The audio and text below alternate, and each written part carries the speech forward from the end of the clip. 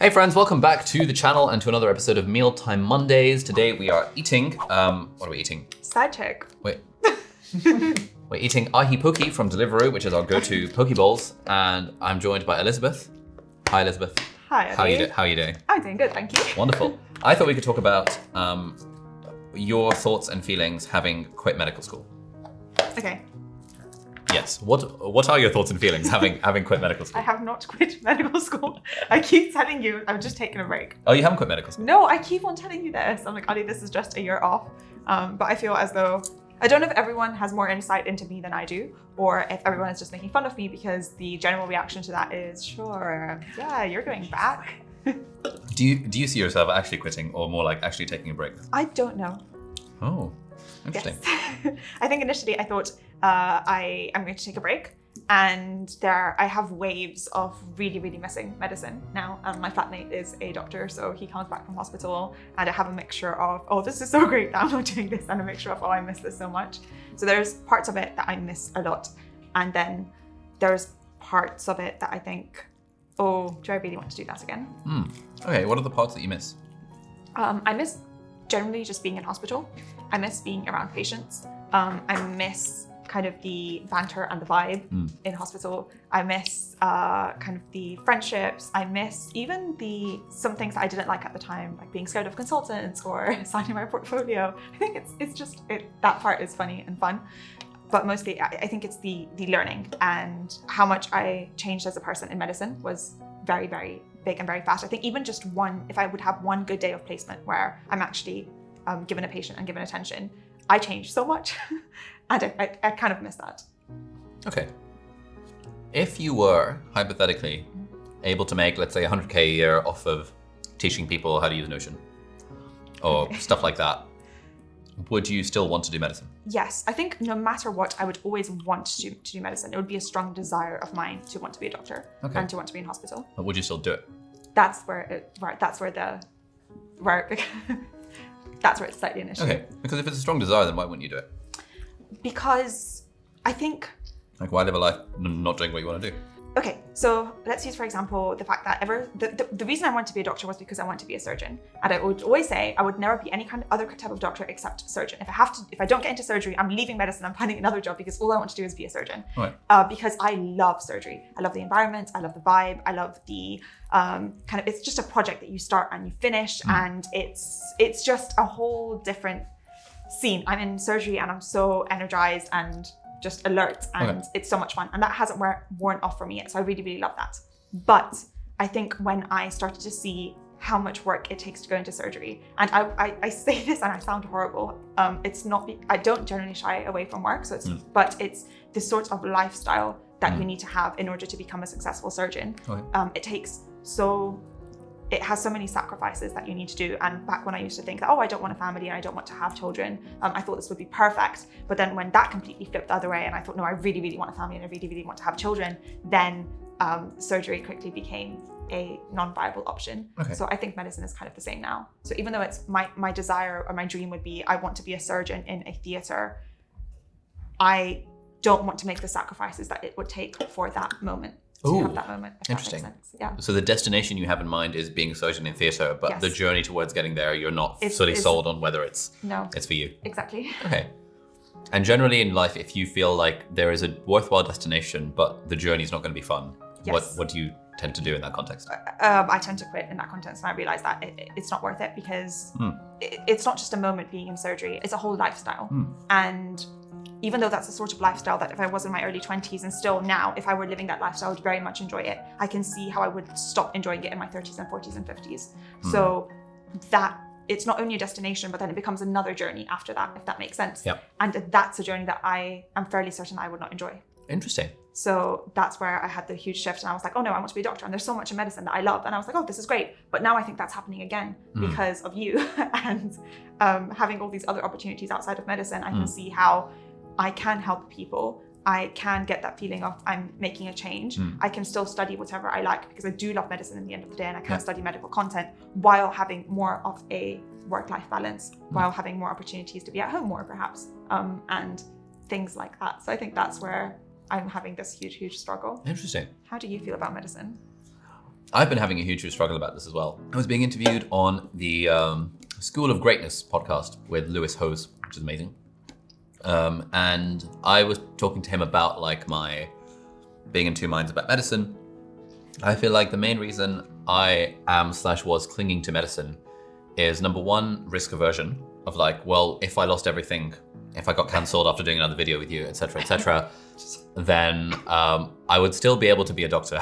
So a level of risk aversion around that, a level of risk aversion around like, well, if I lost absolutely everything, well, then there's medicine. But also a level of fear that, you know, my brand was built off the back of the whole medical school, Cambridge type stuff. And even though the stuff I talk about now isn't really medical, it's like, oh, but what if people are only following me and only care about my productivity advice because I practice part-time as a doctor? And I was talking to Lewis about this on this podcast, and he was basically calling me out because both of those are complete BS. Yeah, what are your thoughts? Yeah, it sounds to me as though medicine would be a sacrifice for you in that sense, because you would do medicine so it could benefit everything else. But how do you feel about medicine in itself? I enjoy teaching medicine far more than I enjoy practicing medicine. I think if I think about like what like an ideal week in the life would look like, I often think that, you know, spending half to 1 day a week doing medicine actually would be quite fun. Like working in A&E, especially if I've got a medical student next to me, it would be quite fun and it would add some interesting amount of variety to life. But then I speak to other friends and I describe this vision, especially my brother, he often pushes back on this. He says that you're just completely bullshitting yourself, thinking that you actually enjoy medicine 1 day a week, because you can literally do whatever you want with your life.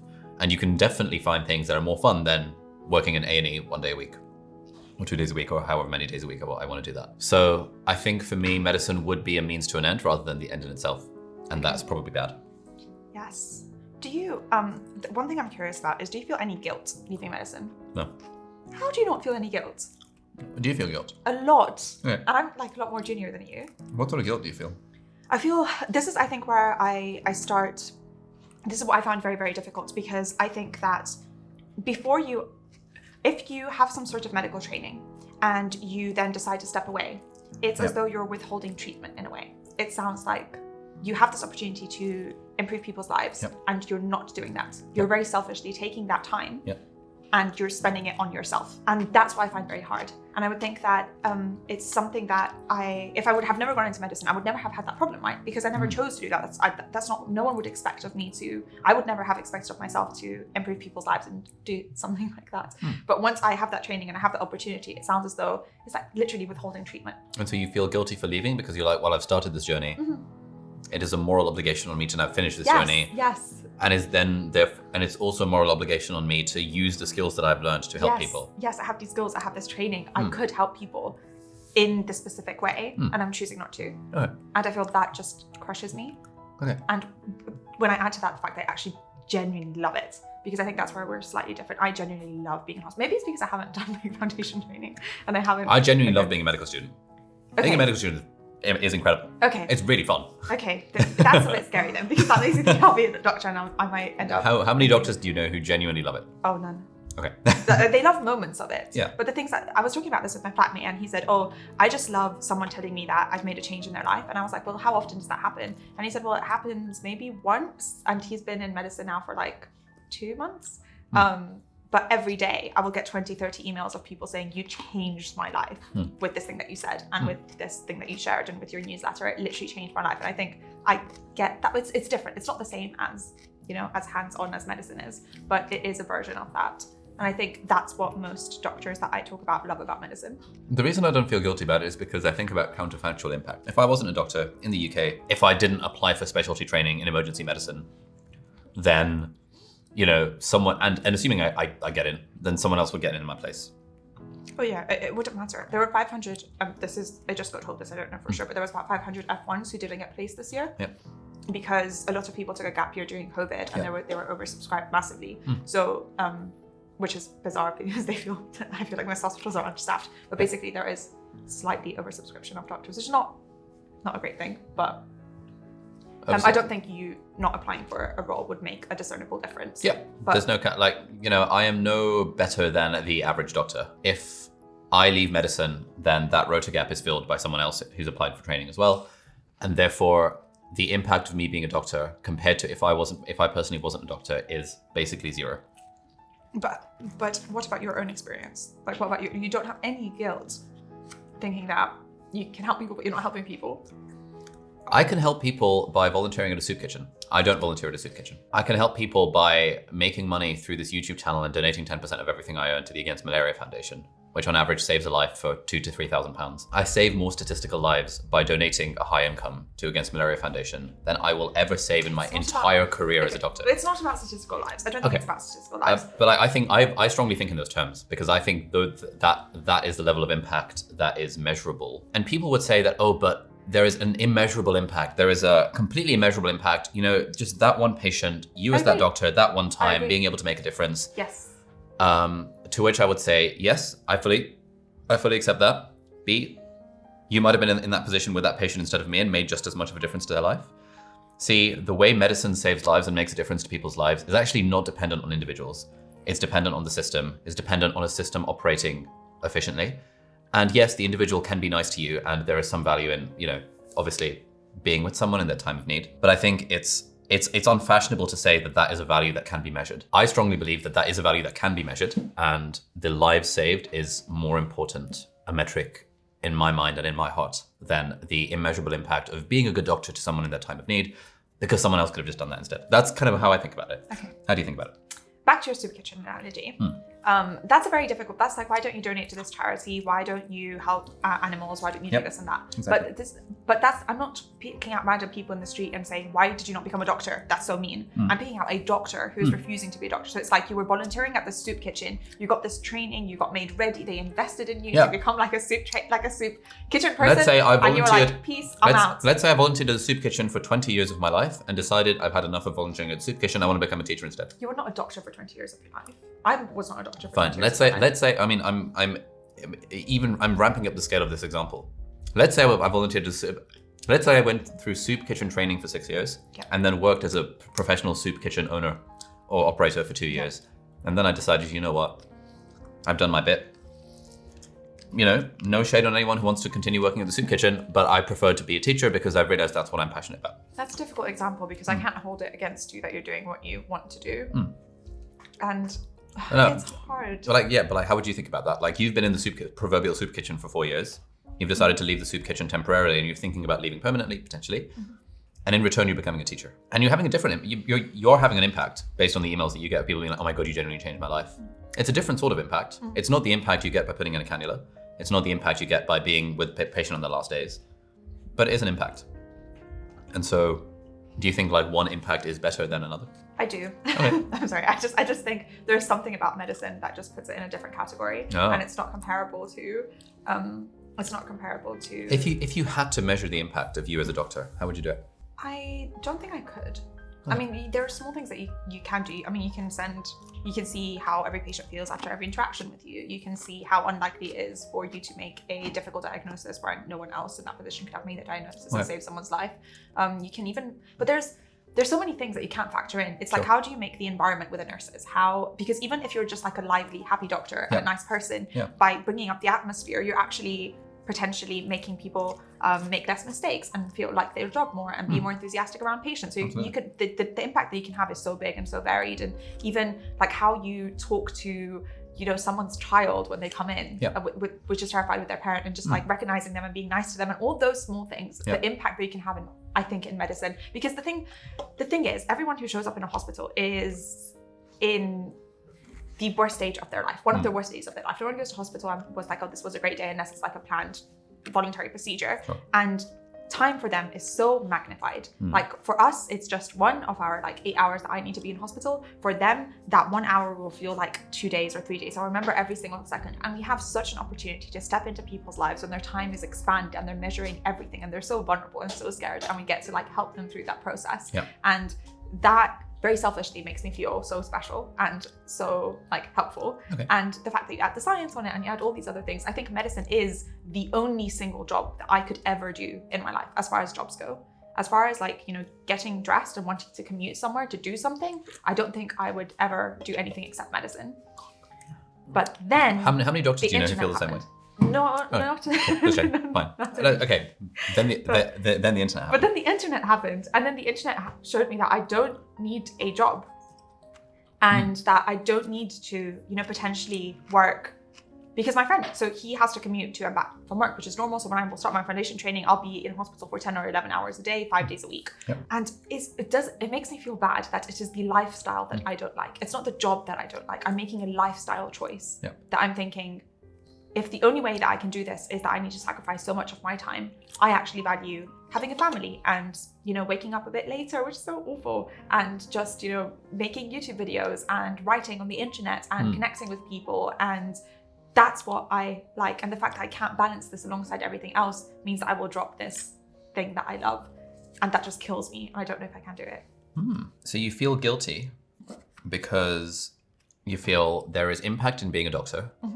And that impact is qualitatively different to the impact of, for example, inspiring someone else to apply to med school or inspiring someone to change their life or, for example, whatever sorts of messages you get. Have you had messages from people being like, you've saved me from the brink of suicide? Yeah, it'll happen at some point. I've had two, but I don't usually respond to them. Okay, I mean, yeah, sure. But, the impact of an author or a YouTuber, for example, or a teacher is quite possibly, in a lot of cases, to save someone from the brink of suicide, in their words, not in mine. But you feel all of that impact is qualitatively different from the impact that you have by having a nicer atmosphere around the nurses, by helping people on that difficult day of their life. Is that fair to say? Yeah, I do think it is. Okay. I do think medicine doesn't come, like, the internet is fun, but it's different for me too. Because do you really think that your impact on those people who are emailing you, that's a counterfactual impact? If you weren't doing YouTube videos or being on the internet or doing your philosophy or doing your newsletters, those people wouldn't have had someone else who was taking up that position. You not being a doctor, someone else would have been a doctor in your place in that position, and maybe they're slightly less bubbly than you are. Maybe. Or maybe they're more bubbly than you are, and the atmosphere is even nicer. Maybe they were better in med school than you are. Maybe they just know more medicine. Maybe they're better at talking to patients. That's not difficult to do. Love this boxes, yeah. So, I mean, for me, this is why I don't feel guilty about it. If, for example, I was living in Lesotho and I was like one of 3 doctors in the country, and I had all this special training and I came into the country, and me leaving medicine reduces the amount of doctors in the country by 33%. I think that's a number. Then I would probably feel guilty about it. Okay. If you're in the UK where there is already a surplus of doctors, you or me leaving medicine, in my opinion, doesn't have any impact on the whole system because someone else would have been a doctor in our place. And I'm not special as a doctor. I don't know about you, but like I'm definitely not special as a doctor. I'm not even a doctor, yes. I think a good job of like bringing tea and coffee to the nurses and stuff, and like generally being nice to patients. But most doctors do that. Okay, so if we leave the guilt out of it. Okay, yeah. And then we go into the fully selfish, how do I want to design my life sort of thing? Then how would you just throw away something that you enjoy because you can't balance it with other things that you enjoy? What do you do in that case? What do you sacrifice? Would I throw away something that I enjoy because I can't balance it with my other priorities? Yes. You would? I mean, I enjoy doing magic, but I've thrown it away because I can't balance it with my other priorities. I would say I enjoy medicine a bit more than you enjoy magic. Okay. I mean, I really enjoy playing World of Warcraft. Like my time, genuinely, my time playing World of Warcraft That's so age 14. different. Genuinely, my time playing World of Warcraft age 14 to 17, happiest time of my life. But I can't balance professional World of Warcraft playing with everything else that I want to do. And so yes, World of Warcraft has gone. Okay, can we find an example of something that's a bit more meaningful and substantial and that impacts other people positively, and it's not just like a fun hobby? We're taking the guilt out of it. You were talking about the enjoyment. I think, okay. For example, okay, so I enjoy playing Ratchet and Clank. It's my favorite online game. It's great, isn't it? Ratchet and Clank is so sick. I've been playing on PS5. It's so sick. Is it? Yeah, look, like 2 weeks ago, I downloaded it on PS5. It's so good. Can I play? Yeah, of course. I didn't bring the PS5 here because I was worried I'd spending too much time playing Ratchet and Clank. It's actually so sick. So Ratchet and Clank is my favorite thing in the world. Yeah. Like listening to a kind of podcast or a audiobook while playing Ratchet and Clank or listening to just music is the best. It's heaven. I literally have the story on my Instagram when I used to use Instagram, which is like, my idea of heaven. I was literally putting music on, playing Ratchet and Clank, and I was like, this is the best state. Yeah, living the dream. That's not like medicine. That's so different. It's just a different category. Okay, but let's think about like I can't optimize my life. But you're into the philosophy stuff. Let's be specific with the question we're asking. Okay. The question you asked initially was about enjoyment. Yes. How do you? Yes. Life design and enjoyment. Design, yeah. Okay. But I think there's different because there's different sort of enjoyment that you get from like the dopamine hits and the like that sort of pleasure, and the more deeper pleasure that you get of I'm making a difference, I'm expanding my mind, I'm learning about something. So there are different categories. Great. There's a quote that I came across, which is, your passion is for you, your purpose is for others. So passion-wise, the selfish things of like, this is how I want to design my life. Purpose-wise, it's the thing of how do I want to help other people? So my take on the purpose-wise of how I want to help other people is that I think I help more people in a different way by being a teacher, by making YouTube videos on the internet, if you want to put it facetiously, compared to than if I help people as a doctor. I could help people as a doctor, but it's more fun for me to not do that. And I think it's more counterfactually impactful for me and you to not do that. Because teaching is a valuable impact. Writing books is a valuable impact. Making YouTube videos is a valuable impact. And I personally think all of these impacts can be measured, including the counterfactual impact of a doctor in the UK's NHS.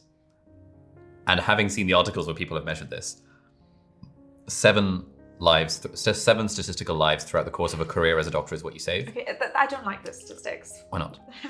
Excluding the fact that if you weren't a doctor, someone else would have been in your place. What is 7 saved lives? What does that mean? There is we'll put a link in the blog description. 80,000 hours. They did a whole analysis of this to figure out like what is actually from a purely utilitarian perspective, what is the impact of an individual doctor? I don't think that's a good measurement of stuff. And like 7 saved lives, you could just hang around London Bridge every night, and you could save 7 lives in the course of 2 months because people will just be passed out in corners, and you just call the ambulance on them and you help them that way. You save 7 lives. You're not necessarily. I mean, you're only saving those lives if they would have died if you weren't there. Yes. Would they have died if you're not there? Well, I mean, maybe sometimes I'll call the ambulance on a lot of people in London Bridge. Okay, but would they have died if you hadn't called the ambulance? Okay. And if so, you can figure out how many of them would have died if you hadn't called the ambulance and do a statistical analysis on that, and then figure out how many statistical lives you've saved. I agree. It's unpalatable. It is uncomfortable. Very unpalatable. It's hugely uncomfortable to talk about lives in this way. But you're into the philosophy stuff. You know, this is the whole utilitarian approach to. It is. I don't like utilitarianism that much, and for reasons like this, it boils things down to something. But possibly that's where we disagree. Because I'm quite utilitarian in my ethics, in that I think the reason I don't feel guilty is because I know my counterfactual impact as a doctor is minimal, and I can save more lives, and I do save more lives by just giving money to the Against Malaria Foundation every year. That completely gets rid of the guilt in my mind, but it doesn't in yours. No, it doesn't. Probably because your way of approaching ethics is different to mine. Yes, because I wouldn't go to bed and be like, I wouldn't go to bed and think that, I donated, £2,000 today, therefore I saved X amount of lives. I did better than a shift at a hospital. That's not how I would see it. If you saw a child drowning in a pond in front of you, would you save them? That's a very difficult question, because most people would actually jump in. You jump in before you think. There's this whole theory about how people are not actually heroes, but everyone would do it in that case. Okay. And I was thinking about this one day. There was this child scared. Have you ever been to St. Thomas's Hospital? There's the bridge that's over there, and it has like these like openings. And there's this little child who was like literally like, and I was panicking walking to. I was like, oh my god, what if they jump? And I was like, would I jump? And I was like, I'd probably do it. I was literally thinking about my iPhone. Like, most people would do it. You would jump in the Thames if you saw a child jump in the Thames. Okay. Would you? So you're walking down the park. There's a child drowning in the pond. You can jump in and save them. You would do it. Absolutely. I can swim, so it would be fine. Okay. What if you were wearing a really expensive suit and it was going to cost you £2,000 to? You can't put a price on clothes for saving a child. You would still jump in. Obviously. Of course you would. Everyone would. What if you had your iPhone X and Google Pixel in the pocket? Would you still jump in? Of course I would jump in. Of course you would. Yeah. Even if it cost you £5,000, you would still jump in to save that child. 100%. Everyone would. Yes. It's completely absurd to not jump in and save the child for that context. Okay. I'm happy that we're agreeing. Okay, great. Where are you going? What if that pond happened to be across? Let's say you're walking, in Germany, and the pond happened to be in France. I think Germany and France border each other. Would you cross the border to jump in to save the child? Genuinely, let's say the pond is across the technical border between two countries. And if you could, are not drawn in the sand, right? But if you could, would you? If there was a border drawn in the sand, because sometimes there is. It was just like stepping over it, or what? Yeah, you're stepping over the border and you're going into this new country to save the child. Yes, I would. Of course you would. Yeah, everyone would. Yeah. The child's literally drowning in front of you. Yes. If you had to walk like a few extra meters and you couldn't see the child, but you could hear them kind of screaming out for pain, and it was behind like a brick wall, would you climb over the wall to save the child? I'm very bad at timing, but I would try. Awesome. Now, what if that child was 1,000 miles away and you could donate £5,000 to save the life of that child? Would you then do it? Wait, what do you mean? If someone's there and saying that, hey, if you pay me £5,000, I'm going to jump in and save this child. Yes. Yeah, of course. Because I would never make it in time. Okay. Now that is the premise of Peter Singer's book, The Life You Can Save. You're into Peter Singer, aren't you? I don't think I know Peter Singer. Oh, okay, interesting. Oh, it's Lucia who's super into Peter Singer. That's right, yeah. You and I actually could donate £3,000 to the Against Malaria Foundation and literally save a life. That is if the goal was to... Okay. This is where it becomes difficult. So I could, I could literally donate £3,000 Against Malaria Foundation to literally save a life. Mm-hmm. But it is unpalatable, and it's weird to think of that life with the same amount of moral worth as performing a surgery to save the life of the patient in front of you. That's what I was just going to say. That's because that's if you assign no value to the act of saving a life. Like if you're saying this doesn't, if your goal, and if I was saying that the goal of my life is to increase, while I'm alive on this earth, I want as little people to die as possible. Okay. So you want to increase happiness or increase people dying, or like increase health or something like that. Sure. If that was my goal, I wouldn't be a doctor. Obviously not. That's like a terrible. That's so backwards. Like obviously what I would do is probably become super, super rich and be in contact with super, super rich people, try to convince them to like donate to like charities which actually work and help improve if it were a number thing. But it's not a number thing, is it? I didn't become a doctor to increase for that reason. I became a doctor because I wanted to do that job. Like doctors don't become doctors because they want less people in the world to die. Doctors become doctors because they want to help people directly. So I'm missing out on that thing. You're missing out on the selfish aspect of you feeling like you're the hero doing the saving. It's not the hero, it's the learning. It's partly, this is why I was like, oh no, I'm a horrible person. No, but we're really trying to separate out these two things, right? There is the impact you have by being a doctor, and there is the fun you have by being a doctor. I'm saying the impact on being a doctor, and going back to your original question, why don't I feel guilty? I feel guilty because the impact problem is taken care of by donating money to the Against Malaria Foundation, or by having an impact through teaching videos on YouTube. Okay. And then it becomes about the fun aspect. And the fun aspect for you is? And then it becomes a question of like, to me, the fun aspect has nothing to do with guilt. Like, if I have fun being a doctor, I'm going to be a doctor. If I have fun playing Ratchet and Clank, I'll play Ratchet and Clank. The impact for me is what would create the feeling of guilt. I agree. What is it for you? Yeah, I think it's. I think I never made that separation.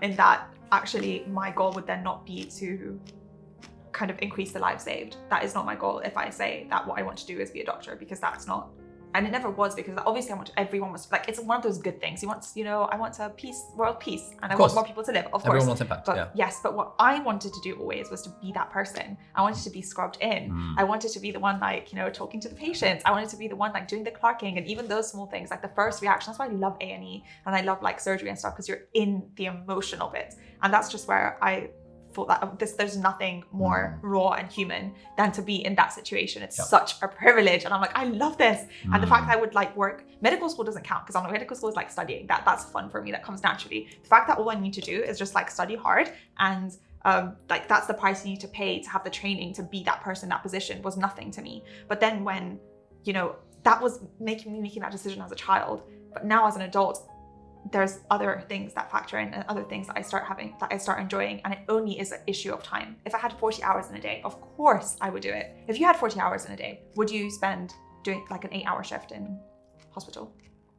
If I had medical students with me, yeah. Okay. So it's literally for the teaching. I like to me, teaching is far more of a calling than working as a doctor and putting in cannulas and like talking to people is. That's not the case for everyone, but it certainly is the case for me. So, conclusion. Conclusion is, I've deferred this issue for a year to deal with it then, because I think that we can't like lengthen this more, but for me it's an identity thing too. And my whole adult life or semi-adult life, I've been working to get into medicine, in medicine, and now that all goes. Yeah. And I'm literally nothing. Like a YouTuber? 100%. This is exactly what I feel. And I can't. But this is not an impact thing. This is a selfish thing. This is a very selfish thing. Yeah. This is me being like, I can't be a YouTuber. I've never ever told anyone I'm a YouTuber in my life. Like, it's just people who already know it, or my parents who I told them I'm starting YouTube. It's not a thing. It's not legit to me. Yeah. And to think that I left medicine to film myself in my bedroom with my like lights and camera. Genuinely, this is what keeps me up at night. Okay, so how have you solved that? Two things. Number one, the impact thing, which is recognizing that the impact of a doctor is obviously amazing, but there is also impact in other things that are not medicine, and recognizing the counterfactual impact of me as being an individual doctor is minimal, whereas the counterfactual impact, i.e., if I didn't do it, no one else would, of me being a YouTuber is more than it would be if someone else took my place as a doctor. So that's the impact one. The other one, and the thing that Lewis on this podcast convinced me of, was, when you've got the option of doing it just doesn't make any sense to do something that you're not like actually passionate about. And what he was saying to me is like, wait, so you're saying that you want to spend 1 or 2 days a week going into a hospital for this thing that you're actually not particularly passionate about, for the sake of identity, for the sake of prestige, for the sake of social status? And I was like, damn, you're right. That's really bad. And so there's the impact thing, which is taken care of by the giving what we can pledge. I donate 10% of my income every year to cost-effective charities, saves on average a life every £3,000-ish. I'll put some links in the video description if you want to check out the statistical analyses on that, anyone. 2, recognizing that most of my reasons for wanting to do medicine are not about passion, and they are more about risk aversion or about status or about prestige or about, oh, but then I have to identify as a YouTuber, and that's not as cool as identifying as a doctor and YouTuber, or just as a doctor who happens to do YouTube on the side. That's really cool. And then thirdly, recognizing that the whole risk aversion side of things, I have enough skills, as do you, to be able to comfortably make a full-time living without needing to set foot in a hospital again, while also having more impact through teaching and stuff. So those are the things that are floating around in my mind. The medicine thing is still, because it's so deeply entrenched, is still like a grumble in the background of like, I'm not really sure, is this really what I want to do? But the reason I feel no guilt about it is because I separate out my own personal selfish reasons for doing medicine with the actual impact I'm having as a doctor. And if we ignore the impact, which we can based on the stuff we've just discussed, especially if you have a utilitarian approach to life saved, the decision then becomes, do I enjoy medicine enough to want to do it? Versus, do I not? And can I impact the world in my own way? In a way that's more fun for me. And therefore more sustainable. Yeah. Yeah, I think that's the danger of taking a gap year. It's that you get the space to not be in medicine and realize that you're surviving anyway. And that makes it very scary to think that, okay, maybe I'm not gonna go back. Yeah, it's scary. But all right. Thank you for this. You're welcome. Deep dive. Yeah, it'll be interesting to rediscuss this later to see if your mind. To see what happens. Yeah, if anyone's interested, we'll put a link to 80,000 hours and effective altruism and giving what we can pledge to find out more about all the stuff around impact, counterfactual impact, measurements of lives saved. I agree, it's unpalatable. There's going to be some people in the comments be like, oh my God, I can't believe Ali Abdaal is valuing lives based on a life saved rather than based on whether someone was nice to someone else. Be like, okay, I get it.